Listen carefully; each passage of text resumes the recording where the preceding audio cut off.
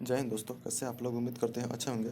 देखिए, 2019 में जो रेलवे ने एग्ज़ाम कंडक्ट करवाया था, उसी में पूछे गए साइंस के कुछ महत्वपूर्ण क्वेश्चन देखेंगे इस वीडियो में। ठीक है, चलिए वीडियो के स्टार्ट करते हैं। देखिए, क्वेश्चन नंबर 1 क्या कह रहा है कि एक्यूपंक्चर क्या है। तो एक्यूपंक्चर जो है वो एक तरीके से चिकित्सा की प्राचीन चीनी प्रणाली है। ऑप्शन नंबर ए इसका सही होगा। ठीक है, नेक्स्ट देखते हैं। कौन सा जीव दो टुकड़ों में कट जाने के बाद फिर से बढ़ जाता है। तो केंचुआ जो है वो दो टुकड़ों में बढ़ जाने के बाद फिर से वो बढ़ जाता है। तो ऑप्शन नंबर डी इसका सही होगा। नेक्स्ट क्वेश्चन देखते हैं। कौन सा ग्रीक अक्षर तरंग दैर्ध्य को दर्शाता है। तो तरंग दैर्ध्य को लेम्डा दर्शाता है। ऑप्शन नंबर सी इसका सही होगा। नेक्स्ट देखते हैं। सामान्य जुकाम के इलाज के लिए किस विटामिन का उपयोग किया जाता है। Option number C vitamin C का प्रयोग किया जाता है। इसमें स्कॉर्बिक एसिड होती है। स्कॉर्बिक एसिड होती है। ठीक है, नेक्स्ट क्वेश्चन देखते हैं। यदि किसी ध्वनि तरंग का आवर्तकाल 0.02 सेकेंड है तो उसकी आवृत्ति क्या होगी। देखिए, सबसे पहले तो आवृत्ति को एफ से इंडिकेट करते हैं और एफ बराबर होता है 1/t। तो टी के जगह पर अगर हम टाइम रख दें यानी कि 1/0.02, तो यहाँ पे आ जाएगा 50 और इसका ऐसा यूनिट जो होता है वो होता है हर्ज। ठीक है, तो 50 इसका सही आंसर होगा। That means option number C इसका सही होगा। ठीक है, नेक्स्ट देखते हैं। इनमें से कौन भारत की पहली स्वदेशी निर्मित पनडुब्बी है। भारत की पहली स्वदेशी निर्मित पनडुब्बी साल्की है, जो कि रूस के सहयोग से बनाया गया है। ऑप्शन नंबर ए इसका सही होगा। Next, MnO2 that means manganese manganese oxide और हाइड्रोक्लोरिक एसिड को अगर रिएक्शन कराया जाए तो MnCl2 that means manganese chloride और वाटर और साथ ही साथ क्लोरीन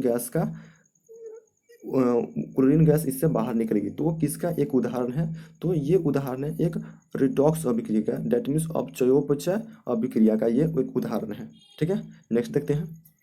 निम्नलिखित में से कौन सी अधातु विद्युत की सुचालक है। तो ग्रेफाइट जो होती है ये एकमात्र ऐसा धातु है जो कि विद्युत का सुचालक है। ये कार्बन का अयस्क है। ठीक है, ये कार्बन का क्या है, अयस्क है। नेक्स्ट देखते हैं। इंसुलिन किससे विनियमित करता है। तो इंसुलिन जो है वो रक्त में उपस्थित शर्करा को विनियमित करता है, यानी कि वो शर्करा को, जो रक्त होती है रक्त, उसमें शर्करा को विनियमित करके रखता है इंसुलिन। इंसुलिन जो है वो पैनक्रियाज यानी कि अग्नाशय, इससे अग्नाशय के द्वारा ये उत्पन्न होती है, यानी कि अग्नाशय से ये बाहर निकलती है। ठीक है, नेक्स्ट देखते हैं। हाइड्रोफोबिया किसके कारण होता है। तो हाइड्रोफोबिया जो है वो रेबीज विषाणु के कारण होती है। ऑप्शन नंबर बी इसका सही होगा। नेक्स्ट, विद्युत स्विच की मरम्मत करते समय इलेक्ट्रीशियन को रबर के दस्ताने क्यों पहनने चाहिए। तो रबर के दस्ताने इसलिए पहनने चाहिए ताकि बिजली के झटके से बचने के लिए, यानी कि बिजली के झटका ना लगे इलेक्ट्रीशियन को, इसीलिए रबर के दस्ताने पहने जाते हैं। ठीक है, नेक्स्ट देखते हैं। कह रहा है कि गोलीय दर्पण के ध्रुव P से मुख्य फोकस F की दूरी को क्या कहा जाता है। तो P से लेकर के F के बीच की जो दूरी होती है इसे हम लोग बोलते हैं फोकस दूरी। क्या बोलते हैं, फोकस दूरी। ऑप्शन नंबर सी इसका सही आ जाएगा। ठीक है, नेक्स्ट देखते हैं।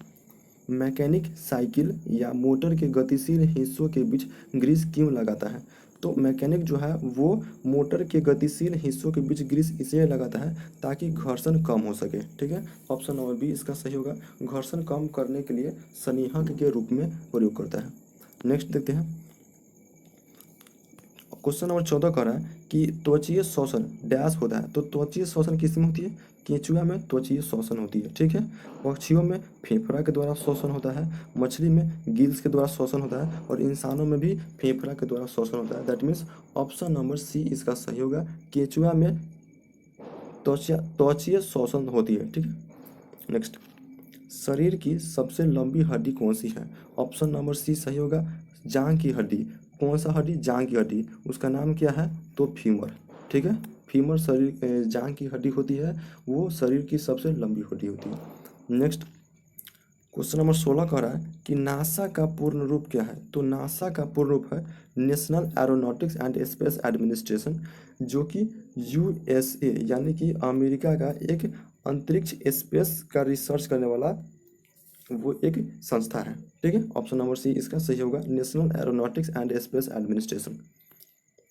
क्वेश्चन नंबर 17 देखते हैं। जीवाश्म ईंधन के जलने से वातावरण में कार्बन डाइऑक्साइड की मात्रा में वृद्धि हुई, इसके कारण होने वाले हानिकारक प्रभाव का नाम क्या है। ग्रीन हाउस प्रभाव। क्या होती है? ग्रीन हाउस प्रभाव। ऑप्शन नंबर बी इसका सही होगा। कार्बन डाइऑक्साइड जो हवा में निकलती है इसके कारण ग्रीन हाउस प्रभाव पड़ता है। नेक्स्ट क्वेश्चन नंबर 18 कह रहा है कि जूल पर कूलम की इकाई क्या होगी। तो जूल पर कूलम, जूल का पर कूलम मतलब जूल जो होती है वो वर्क का एसआई मात्रक होता है, और कूलम जो होता है वो चार्ज का एसआई मात्रक होता है। ठीक है, और इसका होता है पोटेंशियल डिफरेंस यानी कि विभवांतर।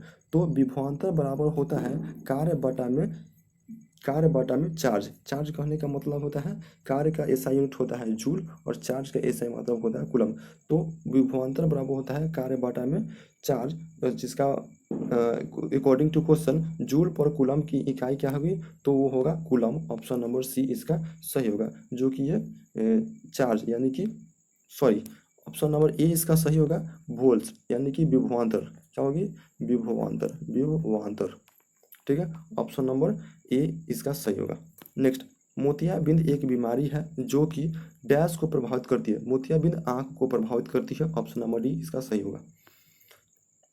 नेक्स्ट क्वेश्चन कह रहा है कि ब्यूटेनॉन डैश कार्यात्मक समूह युक्त एक 4 कार्बनिक यौगिक है। किसका है? तो कीटोन का कार्यात्मक समूह युक्त एक 4 कार्बन वाला यौगिक है। ऑप्शन नंबर बी इसका सही होगा। नेक्स्ट, निम्नलिखित में से किसने परमाणु के नाभिक में न्यूट्रॉन की खोज की थी। देखिए यहाँ पे अगर बात करें प्रोटॉन की खोज तो किया था गोल्डस्टीन ने। यहाँ पे करेंगे इलेक्ट्रॉन की खोज तो किया था जे थॉमसन, और किया था न्यूट्रॉन की खोज तो James Chadwick. Option number D इसका सही होगा। नेक्स्ट क्वेश्चन देखते हैं। कह रहा है कि संयोजी कोष यानी कि वैलेंस सेल हर तत्व का डैश कोष होता है। हर तत्व का 72 कोष होता है। ऑप्शन नंबर सी इसका सही होगा। संयोजी कोष हर तत्व का 72 कोष होता है। ऑप्शन नंबर सी इसका सही होगा। किस प्रक्रिया के कारण इत्र की गंध हमारी नाक तक जल्दी पहुंच जाती है। ठीक है, तो उस प्रक्रिया का नाम क्या है? विसरण। इसको हम लोग शुद्ध हिंदी में फैलाव कहते हैं। क्या कहते हैं? फैलाव। फैलाव के कारण हमारे नाक तक जल्दी इत्र का गंध आती है। इत्र का गंध हमारे नाक तक कैसे आती है? विसरण यानी कि फैलाव के कारण। चलिए नेक्स्ट क्वेश्चन देखते हैं। क्वेश्चन नंबर 24 कह रहा है कि रक्त डैश प्रकार की ऊतक का एक उदाहरण है। तो रक्त जो है वो एक समयोजी प्रकार के ऊतक का एक उदाहरण है। ऑप्शन नंबर डी इसका सही आंसर हो जाएगा। नेक्स्ट, निम्नलिखित में से कौन सा आधुनिक कृषि का प्रभाव नहीं है।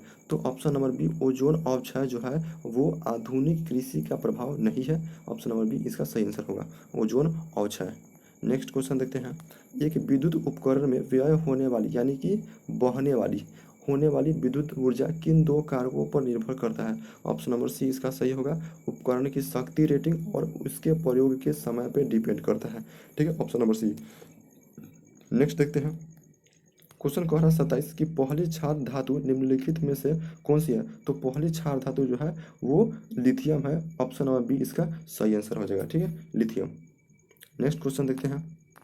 क्वेश्चन नंबर 28 कह रहा है कि इनमें से कौन सा मृद अपरदन यानी कि मिट्टी के कटाई का कारण हो सकता है। तो देखो ऑप्शन नंबर ए कह रहा है चारागाह के अत्यधिक चराई। बिल्कुल, ज़्यादा चारागाह होगी, अत्यधिक चराई होगी तो मिट्टी का कटाव होगा। ऑप्शन नंबर सी कह रहा है पेड़ों की कटाई। पेड़ की ज़्यादा कटाई होगी तब भी क्या होगा? मिट्टी का अपरदन होगा। और खड़ी ढाल वाली भूमि की जुताई ये भी होगा तब भी मिट्टी का क्या होगा? कटा होगा। ऑप्शन नंबर बी इसका सही होगा, विकल्प में से सभी। ठीक है, नेक्स्ट क्वेश्चन देखते हैं।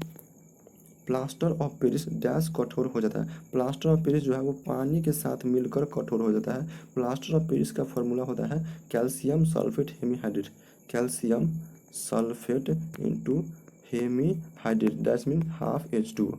ठीक है, ये होता है प्लास्टर ऑफ पेरिस का। ठीक है, नेक्स्ट क्वेश्चन देखते हैं। नाइट्रोजन गैस का रासायनिक प्रतीक क्या होता है।